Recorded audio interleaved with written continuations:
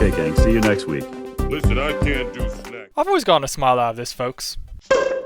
My name's Ralph, and I'm a bad guy. Narrated openings can encourage the visuals to take a back seat, but here they cooperate in tandem, making for a stronger overall result. It helps that it sounds more like a confessional than a traditional voiceover. In old games, the programming generated the cutscenes. Even so, that doesn't explain the roof engorging itself in this close-up.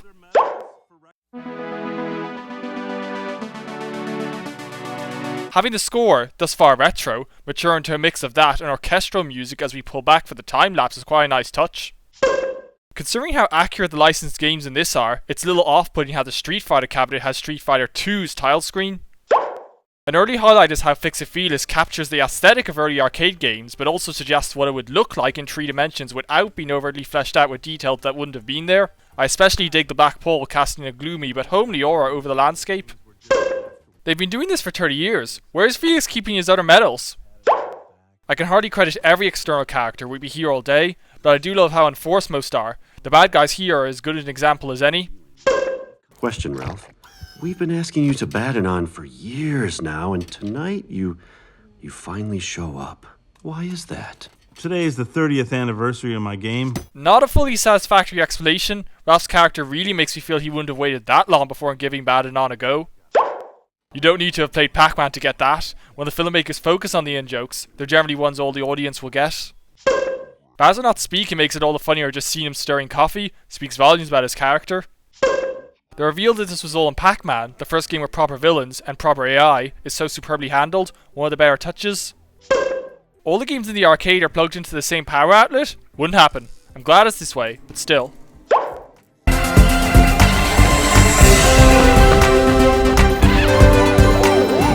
The reveal of Game Central Station wouldn't be pure movie magic without that music, folks. The score has its anomalous stretches, but its highs, of which there are many, are just fantastic. This is a good exposition plant, but based on the evidence in this film alone, I don't see any way these characters could make or display that video. Here you go, buddy. Aww. The filmmakers have already done a stellar job of making us sympathise with Ralph, but this is the icing on the cake. The only point of design or animation that's faulty is how minor characters move at a period appropriate frame rate, but main characters, even from the same game, move fluidly. I like the notion that Felix and Ralph can move fluidly or not, but the Icelanders are locked into the old frame rate. It's the only point where the filmmakers don't seem fully committed to their concept. The items that wouldn't be in an 80s game could come from newer games, but none of those would have a programmable need for balls to magnify. I'll bet that's Mario. Fashionably late, per the norm. It's not brilliant because Mario was restrainedly left out. It's brilliant because he's never a launch tile these days and always misses Peach's kidnapping. It's not a big surprise Diana switches from beside Felix near the door. No, the surprise is that she also switches dress, and does so earlier too. Most of the Icelanders' behaviour towards Ralph is understandable, but with Jean, they fall into the trap of making him a jerk because the story needs it. Cake must be a glitch recipe in Fix-It-Felix. The cake spattered on the floor doubles in magnitude. See that monkey to the side? Shouldn't be at the party, because he passed behind Ralph back in Game Central Station. Apparently regeneration in Fix-It-Felix extends to cake figurines, because Ralph smashed them to Kingdom Come with the cake, yet there they are. Tapper's not nearly as well known as Pac-Man, so it's great how smoothly they communicate all we need to know about it with this gag. I really love the wall of portraits in the background, funny in and of itself, but it's a nice way of showing things the game characters do over the years. Tapper's is empty here. At first glance, that's a goof, but minutes later, we see the arcade's near opening, so that's why they left. It's attention to detail like this that makes the world so believable, as it abides by its own rules so well. The Frogger outlook is 6th from the end here, when it was 7th earlier. Naturally, that affects the game beside it too. Love that there. That's so true of modern arcade games, where they exist.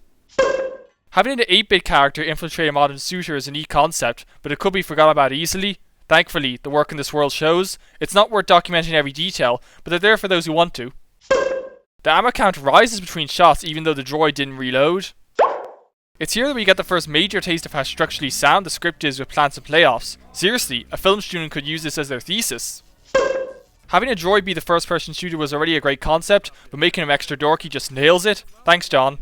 The girl in that motorbike game changes hair colour from brunette to black. Some of the product placement makes for some clever and funny moments, but there's still a lot more of it than there should be. Seeing a deceptively casual game played by two hardcore gamers is a touch that's a lot truer than most non-gamers might assume. Love it. The Icelanders call Felix from 3 floors up. They vanish between shots. Shut your chew holes! The censored expletives get tiring after a while. Here, it's the filmmaker's way of indicating how mature shooters usually are, but it's overdone. The filmmakers deserve major credit for capturing scores of design principles from generations of games and making them all fit together seamlessly, especially given much of the film has 2 different pairs together, where each member is separated from the other by decades. The cyborg aspect is very soundly done, but whenever we see all their eggs like this, the alien vibe is just a bit too obvious. I like how the baby cyborg can't help but be a little cute on top of creepy. The hero's duty outlet was third from the end earlier. Here, it's in the middle. One of the chief pleasures of cinema is seeing wondrous sights not available in reality. Animation opens that up by focusing on the essence and making a new existence all its own. In this film, the art design and colour palette permit tireless originality. For Sugar Rush, glorious is an understatement.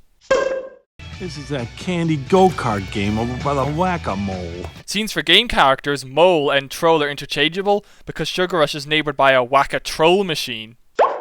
The design and especially the lighting on the food is marvellous, to put it mildly. It revolves ratatouille food that's visually mouth-watering. This whole area is technically closed while we're trimming. Who's we? Candy tree department. Where's everybody else? Oh, it's just me today. So you just meant like the royal we? The way the characters play off each other is poetry in motion. That the cast often recorded together really shows. In one of the few cases of a cop-out, that double stripe badge doesn't break until the film needs it to. And no, it's not because Ralph slips down it a bit.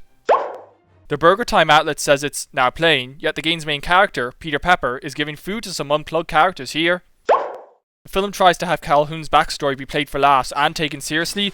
It does the first part really well, lampshading poor video game writing, but the sincere part, not so much. Given Sugar Rush is basically the Candyland version of Mario Kart, it has the basic decency to be a splendid version of such. My favourite touch is the marshmallows doing camera and race traffic work. Have some candy! King Candy is an advocate of cannibalism, folks. This event is pay to play. We all know this. The filmmakers try to pass off King Candy's expository speech, but it doesn't hit the mark. It was too formally delivered. The fee to compete is 1 gold coin from your previous winnings. So, what happens if a racer runs out of coins? Bound to happen, folks. Adora Beazle Winter Pop. Stealer. The order the announcer reads in isn't consistent with the board. It has Crumbelina 3rd and Adora Beazle 5th, but the announcer swaps their positions. The filmmakers go to the effort of making 4 palette swaps and then muddle them up. They get Jubilina and her palette swap hopelessly confused here.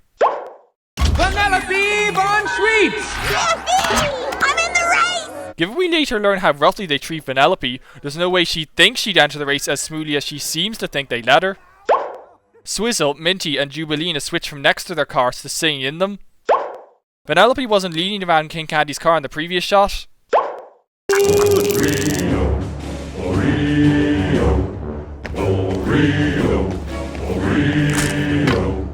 Coming up with a clever way to integrate a tried and tested spoof naturally deserves props, and this is as good an example as any. King Candy is modeled after the Mad Hatter from Alice in Wonderland in design, voice and mannerisms. As much as I love his portrayal, I'll concede, even given what we learn later, there's little reason for it to be this close. The Oreo guards go from pointing their spears, to not pointing them, to retracting them from a pointing position. Winchell, Duncan. While perhaps they go overboard with the puns in Sugar Rush, consider this. Japanese games have always used descriptive pun names, and that applies even more so to their localization too. I can vouch for this. And on the first train back home. Except the Sugar Rush power cable doesn't have a transport train, for reasons that become clear later if you look for it, so no. The balcony doors are closed here, looks like they open for Ralph. Call out the devil dogs. Well, there's goes the subtlety with the product placement. 10 racers come down the track here, only 8 drove by Ralph though. If you come back later and look at all those ransacked carts and connect the dots, it's gut-wrenching. This film really rewards repeat viewings. The film wisely dwells on no part or plot point of Sugar Rush longer than is best. It's a world some could find off-putting, so it's great how much the film benefits from spending over half its runtime here. The race's mistreatment of Vanellope is that, folks. Any longer, and it'll get off-putting. I bet you really gotta watch where you step in a game called Hero's Duty. In Sugar Rush and around Vanellope, the film has an occasional over-reliance on broad scatological humour. Just a little, but it shows. It's a bit of a stretch for only the 2 grains crucial to this to have coloured cables. They don't even need to be, it's clear which is which regardless. Seems the delay virus from the double stripe earlier spread to this one. Between the Nesquik and the Laffy Taffy, there's a bit too much product placement to pass off as the developers just hiding jokes in the game. For the most part, this side romance is played for laughs and is far less cringe-inducing for it. Given one of the chief pleasures is exploring this universe, Ralph is a crucial ingredient, making for a lovable guide, being as new to most of it as we are. You have 1 minute to win it. That minute is actually 74 seconds. Obviously 1 minute has verbal symmetry, but they could have made the timer 1:15 regardless. The film is absolutely aiming for the hearts and minds of children, but that's true of video games in general, even adult ones, as they cater to the playful side of us that hasn't grown up. That ethos is on perfect display here. I love it. You do? I love it. I finally have a real card. What strikes me the most about this film is how the sentimentality creeps up quietly on us. Not since Lilo and Stitch has a Disney film earned being this poignant, and it hits a perfect balance that never feels overdone. So all 3 security cameras in the bakery are at the end of it? That's where I relax. Aside from being lovely and true in and of itself, Vanellope's handwriting being neat and Ralph's being messy as weight here, given his hand size. The filmmakers do their best to gloss it over, but there's still the fact that Ralph is hand-pedaling a cart at least on equal speed to one being driven. Here, King Candy and the cops take an alternate route to cut them off, yet given this vast open area, they should have seen them going into the wall. Having Diet Cola and Mentos here, I quite like that, but actual Mentos wrappers, just a bit too far. I think it's some sort of unfinished bonus level. This is another thing that you instinctively feel makes sense, even if you don't know the logic behind locking away unused elements into code. I mean, everyone here says I'm just a mistake and that I wasn't even supposed to exist. Glitches can't leave their games. It's one of the joys of being me. Aww. This is the moment where the audience, and I mean all the audience, is watching with a hurt look as the implication of all this washes in. Even if the Sugar Rush cabinet has a fake clutch pedal, as some arcade race games do, it would not be programmed into the game. I'd know, folks. Nothing I say will convince you it was a good idea to use a Rihanna song, because I myself remain unconvinced. It fits better than expected, but it's still not the kind of adult direction you ever want Disney animation to nod in. That said, the montage itself is wonderful, executing all the training montage conventions beautifully and being a joy regardless. Yes, I'm gonna win, I'm gonna win, I'm gonna win, I'm gonna win, I'm gonna win! Top shelf. Top shelf! Not a dull moment, but certainly well deserving of the big goofy smile that plasters on our faces. Given the characters being able to access the code vault is only possible because they're alive, and isn't something that was intentionally programmed, the NES controls should not be there at all. The code vault is wonderful in a kind of spine-chilling way. Not all the new sights we experience in this universe will be joyful, folks. There should be 1 coin for each racer, plus the medal. That's clearly a lot more than 16. Gotta address the elephant in the room. There's no reason, bar plot convenience, why King Candy didn't do this earlier. I need hardly point out how closely those glasses resemble modern standard 3D cinema glasses. I'm not against her. I'm trying to protect her. The fellow has planted info perfectly so we believe him. We know how racers are added to the roster. We know games get unplugged when they seem to malfunction. And we know Vanellope's bound to the game. It's so effective, it even makes you forget about the other subplots. When the game's plug is pulled, she'll die with it. Words fail. That moment is so chilling. It leaves us all horror-struck. This sequence is very thought-provoking. We know going in that King Candy's the villain, but not why. And then it comes along and raises the hard questions. The candy cart is beside Ralph here. We couldn't see it when he sat down. I made it for you, just in case we don't win. Aww. Aww. Aww. There's no legitimate way around this, given Ralph is the focus of many shots, but the medal isn't poking out until Vanellope needs to see it. The destruction of the candy cart is shown with the discretion and cinematography of a person being killed. Given just how much it's done for the two, there's a lot of emotional investment in it. The lighting has been getting gradually gloomier throughout, which isn't easy to do in a deceptively bright world like this. It reaches its apex here. This is Pixar quality understanding of how to use cinema to move audiences. You really are a bad guy. My heart's as broken as the candy cart. It took incredible restraint to not show Ralph coming through Gain Central Station. We've invested in the characters to such an intimate degree that any cameos of known Gain characters would only uproot it. That hurt look in his eyes, folks, as he realises what he's done. Not only does the lack of dialogue strengthen it, but kudos is due to the colour and lighting crew for how the orange colour makes this melancholy scene all the more heartbreaking. If Vanellope was never meant to exist, then why is her picture on the side of the game console? Cerebral could just say he's never left the game and doesn't know what Ralph is talking about. With a straight man and a comic sidekick, it's easy to strip the fun from the former, so seeing Ralph indulge in his playful side without Vanellope's prodding is great. The film doesn't handle the exposition here as well as it has elsewhere, dumping it on us. Dumps it well, but dumps it nonetheless. I'm gonna wreck it. Why do I fix everything I touch? Ha! Brilliant. This place is downright depressing, even more so when we see Vanellope chained down, so to see Ralph bringing the sunlight, it's very visually striking. I'm an idiot. And? And a real numbskull. And? A selfish diaper baby. And? A stink brain. The stinkiest brain ever. Aww. By now these characters are so real, and so invested in by us, that the reconciliation is so heartwarming because of the name calling. Adding once again to the goose relating to the races is the absence of one of the Paylet swap races despite all being accounted for on the board.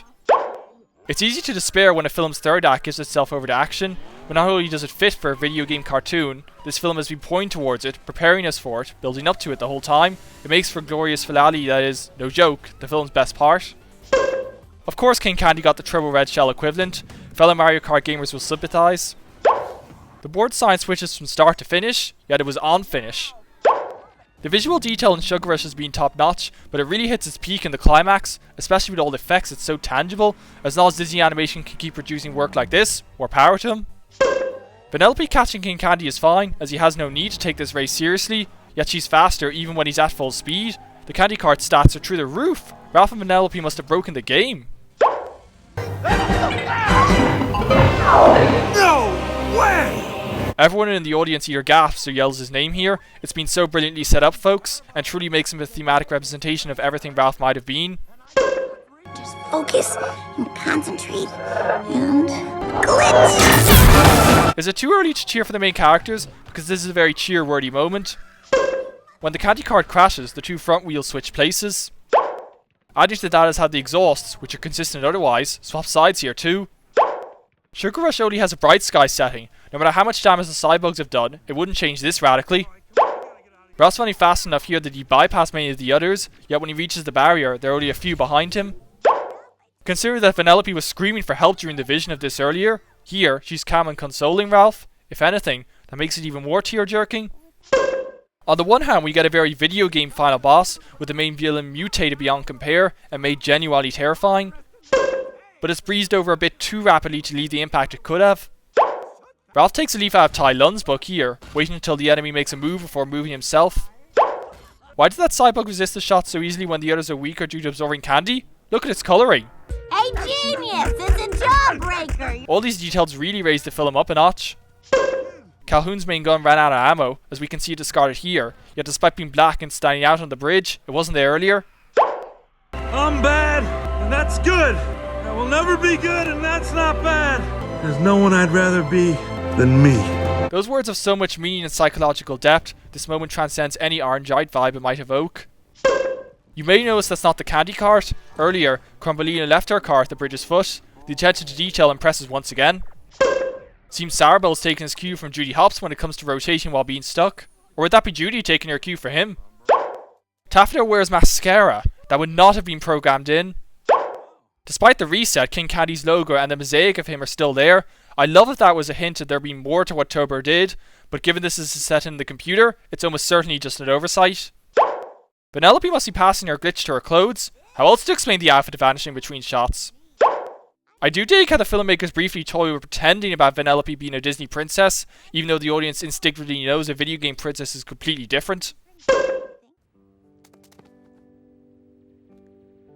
Confession time, folks. Every time I've watched this film in full, I've never failed to shed tears of joy in this scene. The film has fulfilled the mission Walt always set of creating fully realised and appealing characters so well that they're as real to us as our best friends, and as important. Where'd the donut cops go? They're not in the overhead shot either. In fact, Vanellope and Cattlehead take their cue during the overhead shot too.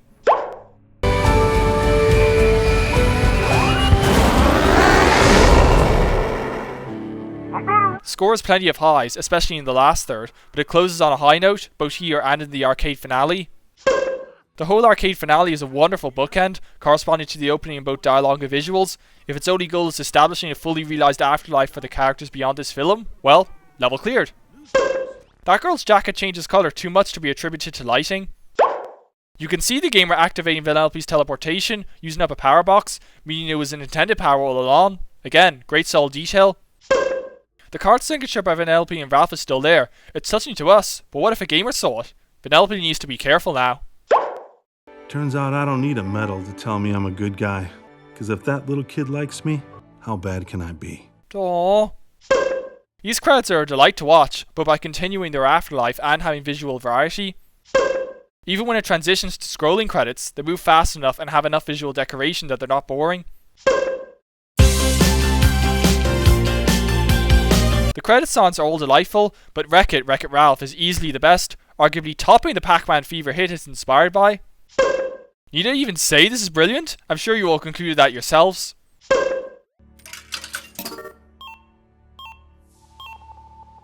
The turbo reveal is foreshadowed many times, but all in ways you'd never notice the first time through. It's another thing that increases the film's replay value. Some are simple to spot in repeat viewing, like King Candy knowing Ralph and the going turbo phrase, the castle being unusually pink, or him fleeing Ralph's attack, but I'm going to reward the ones you haven't noticed, and how some are hidden so they don't actively register. Early on, whenever we could see Vanellope on the cabinet, she's either so small they require pausing, or there's enough action that it doesn't register. His classic Disney design is quite different from the Japanese chibi design of the other Sugar Rush characters. That the film is in CG helps disguise this. Tap with a mutton fudge! King Candy! Doesn't that voice sound unusual? It's almost like it was recorded differently than the rest. Tap with a mutton fudge! King Candy! When we get to the Turbo flashback, King Candy hasn't been in the film enough yet for us to make a connection. Turbo isn't brought up again after the flashback, so we shelved it when King Candy does get focused on later. Turbo-tastic! Turbo-tastic! His voice is naturally digitized, so we don't realise it's largely the same. Plus, Felix doesn't mention in dialogue that Turbo Time was a racing game, thus we don't think about that even though it's right in front of us. The card King Candy drives has flowers on the wheels. We know he sabotaged her by that point, but it still says a lot.